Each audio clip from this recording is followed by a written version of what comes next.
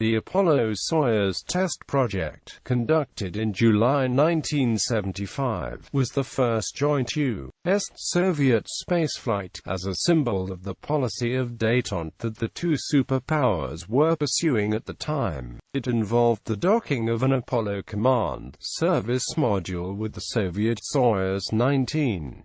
The unnumbered Apollo vehicle was a surplus from the terminated Apollo program and the last one to fly. This mission ceremoniously marked the end of the space race that had begun in 1957 with the Sputnik launch.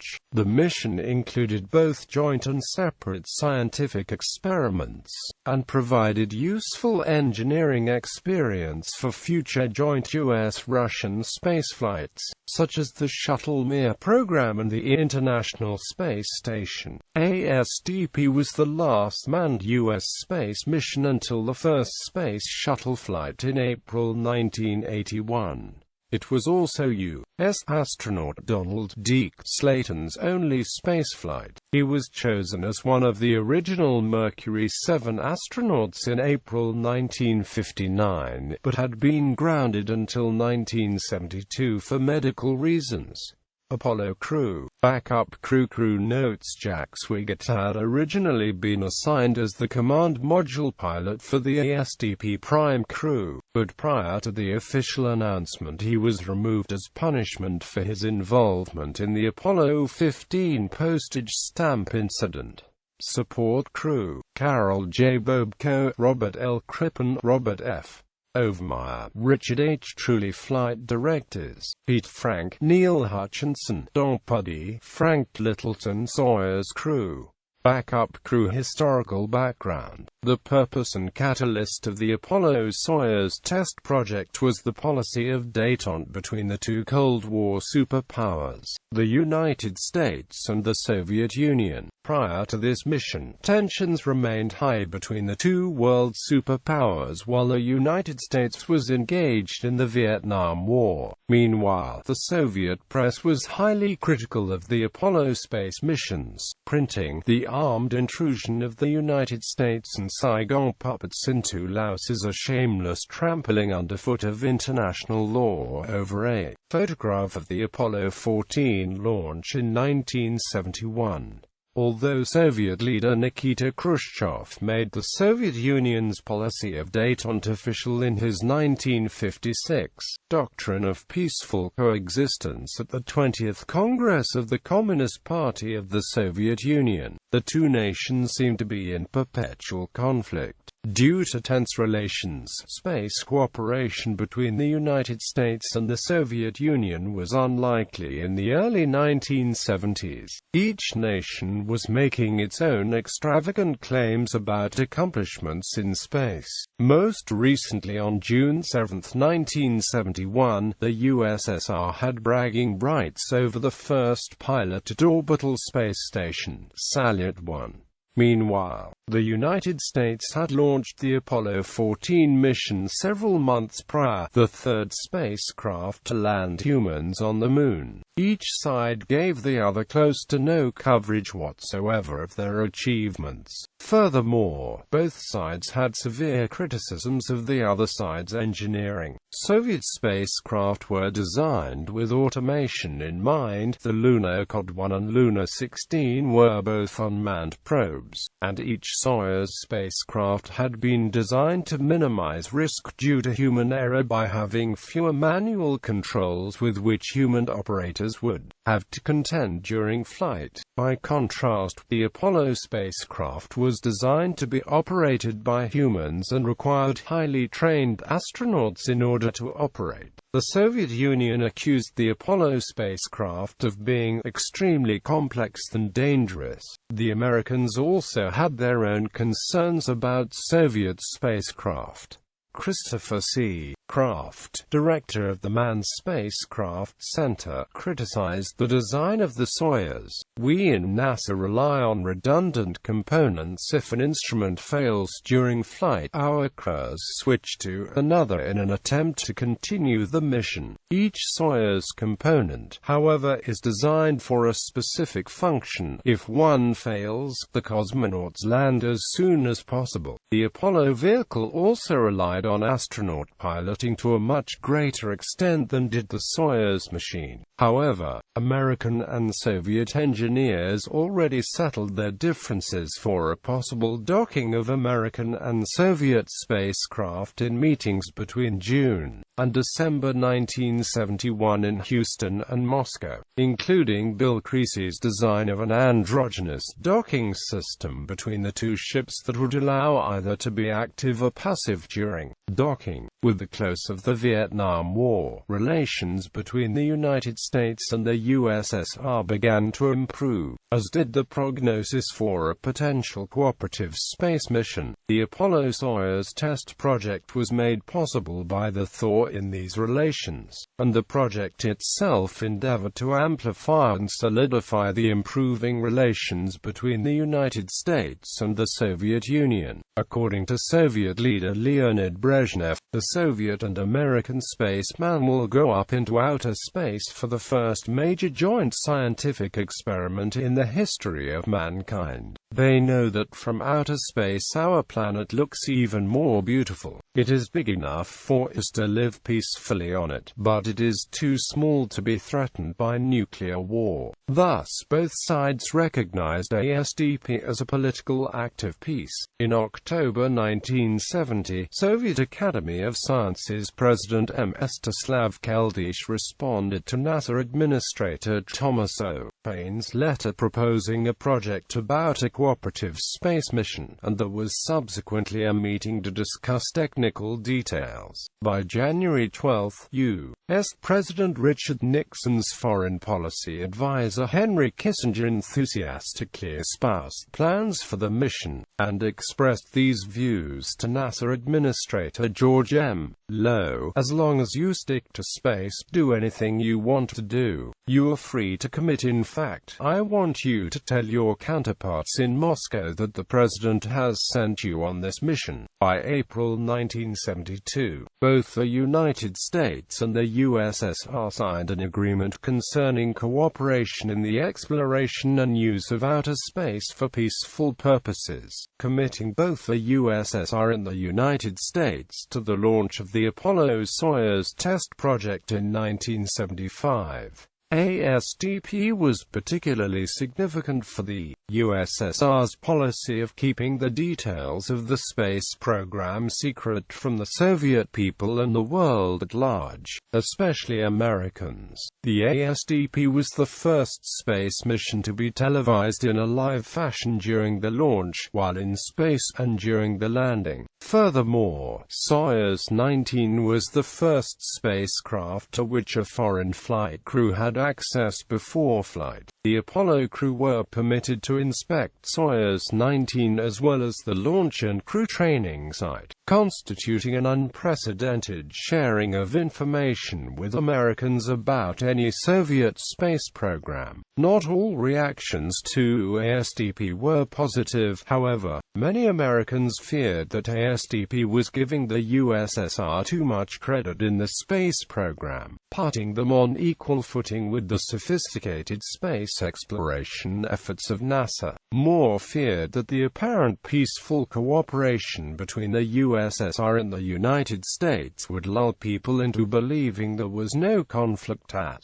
all between the two superpowers. However, soliciting appropriations from the American Congress proved to be quite difficult, which was not a problem in the Soviet Union, and a dedication to space exploration demonstrated by the Soviet Union rejected these criticisms. Some Soviet publicists called American critics of the mission demagogues who stand against scientific cooperation with the USSR in general. However, tensions between the United States and the USSR had softened, and the project set a precedent for future cooperative projects in space.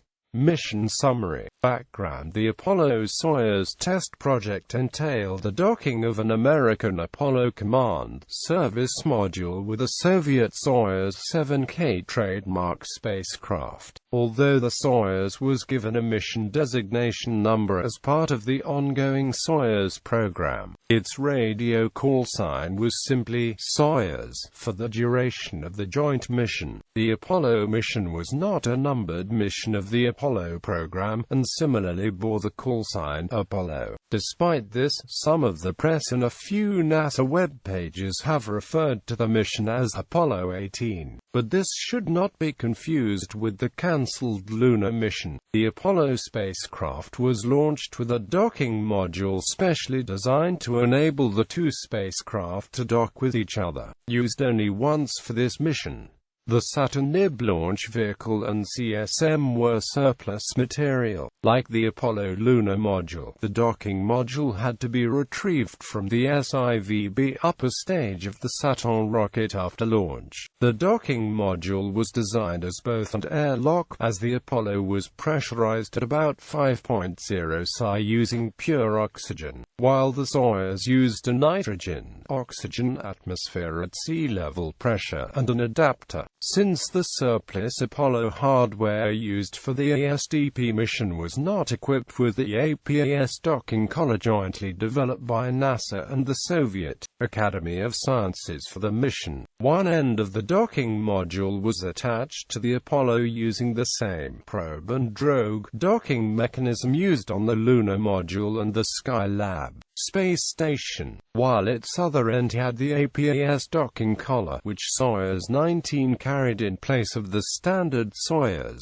Salyut system of the time. The APAS collar fitted onto Soyuz 19 was releasable, allowing the two spacecraft to separate in case of malfunction. The Apollo flew with a three-man crew on board: Tom Stafford, Vance Brand, and Deke Slayton. Stafford had already flown into space 3 times, including within 8 miles of the lunar surface, and was the first general officer to fly into space. Slayton was one of the original Mercury 7 astronauts selected in 1959, but an irregular heartbeat grounded him until 1972.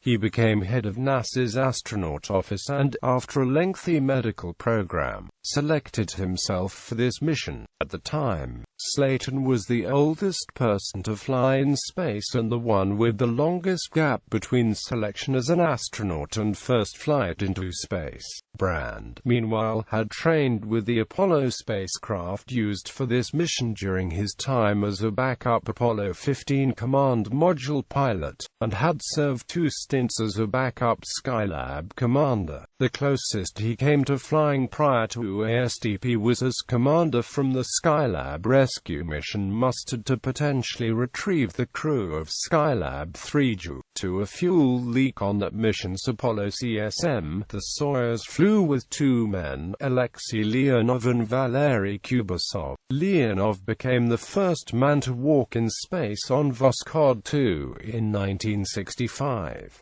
Kubasov, who flew on Soyuz 6 in 1969, ran some of the earliest space manufacturing experiments. Both were slated to have flown on the ill-fated Soyuz 11 in 1971, but were grounded because Kubasov was suspected to have tuberculosis. The 2-man crew on the Soyuz was a result of the modifications needed to allow the cosmonauts to wear the so-called pressure suit during launch, docking, and re-entry. The ASDP-class Soyuz 7K trademark spacecraft used was a variation of the post-Soyuz 11 2-man design, with the batteries replaced by solar panels enabling solo flights. It was designed to operate during the docking phase at a reduced nitrogen-oxygen pressure of 10.2 psi, allowing easier transfers between the Apollo and Soyuz.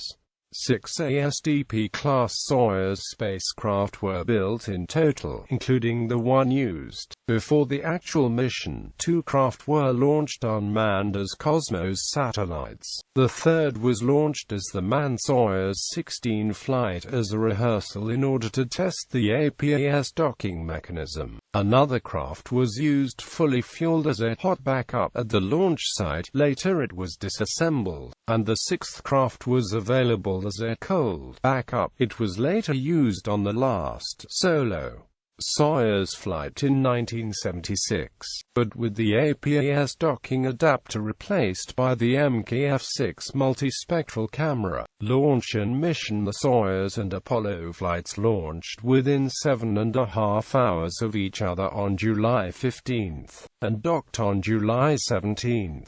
3 hours later, the 2 mission commanders, Stafford and Leonov, exchanged the first international handshake in space through the open hatch of the Soyuz. NASA had calculated that the historic handshake would have taken place over the British seaside resort of Bognor Regis, but a delay resulted in its occurrence being over the town of Metz in France. During the first crew exchange, the crews were read a statement from Soviet Premier Leonid Brezhnev, and received a phone call from U.S. President Gerald Ford. While the 2 ships were docked, the 3 Americans and 2 Soviets conducted joint scientific experiments, exchanged flags and gifts, signed certificates, visited each other's ships, ate together, and conversed in each other's languages. There were also docking and redocking maneuvers, during which the 2 spacecraft reversed roles and the Soyuz became the active ship. American scientists developed 4 of the experiments performed during the mission. Embryologist Jane Oppenheimer analyzed the effects of weightlessness on fish eggs at various stages of development. After 44 hours together, the 2 ships separated, and maneuvered to use the Apollo to create an artificial solar eclipse to allow the crew of the Soyuz to take photographs of the solar corona. Another brief docking was made before the ships went their separate ways.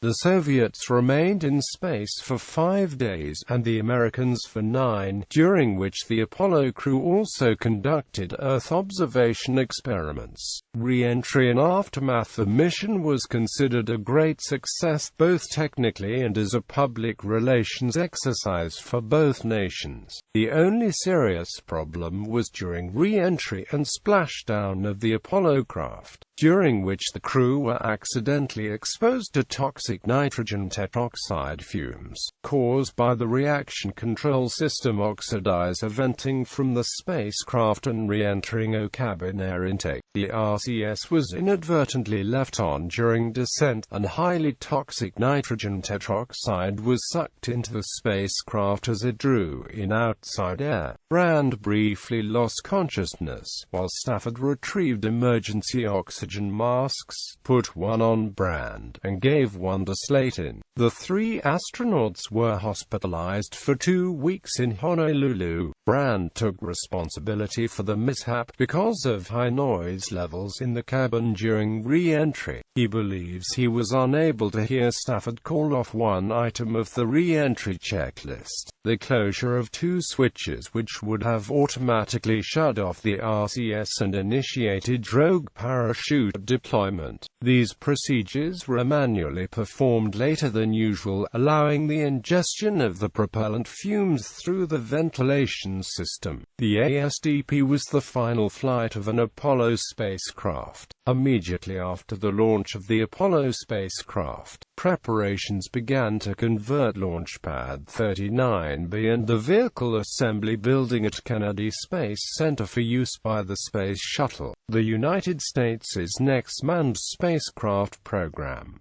Launchpad 39A had already been closed after the launch of Skylab. Spacecraft locations: the Apollo Command Module from the mission is on display at the California Science Center in Los Angeles. The descent module of Soyuz 19 is on display at the RKK Energy Museum in Korolyov, Moscow Oblast, Russia. A display at the National Air and Space Museum in Washington, D. C shows the docked Apollo-Soyuz configuration with the restored Apollo Command and Service module used for testing prior to the mission, the backup docking module, and a model of the Soyuz spacecraft. An identical Soyuz model is exhibited at the Kennedy Space Center Visitor Complex. A full-size mock-up of the two docked spacecraft is located at the Kansas Cosmosphere and Space Center. Legacy. A derivative docking collar, APS-89, was launched as part of the Crystal module of the Soviet Mir space station. Originally intended as the docking port for the Buran Soviet space shuttle, the APS-89 unit was used for the next Russo-American docking mission, STS-71, 20 years later as part of the Shuttle Mir program. The American Space Shuttle continued to use the same APS-89 docking hardware through the end of the Space Shuttle program to dock to Mir and then the International Space Station, the latter through the pressurized mating adapters. The PMAs are equipped with the later APS-95 adapters,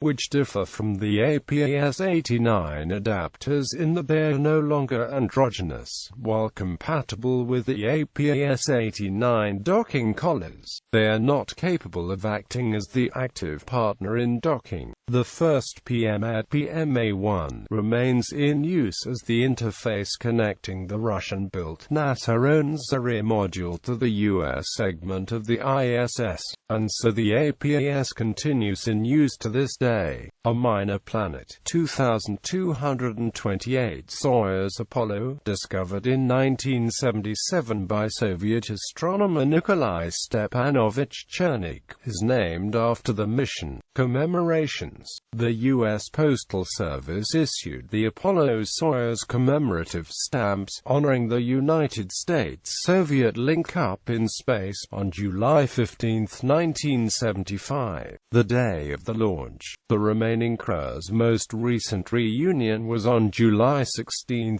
2010, when Leonov, Kubasov, Stafford, and Brand met at an Omega time.It store in New York City. All except Leonov participated in a public roundtable that evening. Omega had produced several watches to be used on the mission monument in the wake of the mission. A large Apollo-Soyuz monument was constructed outside TSUP in Moscow. It consisted of a metal earth overarched by an arc terminating in a scale model of the joined Apollo-Soyuz spacecraft. It was damaged when a vehicle collided with it in the late 1990s, and was removed for repairs. Program cost. The United States spent $245 million on Apollo-Soyuz, or $1 billion in 2010 inflation-adjusted dollars.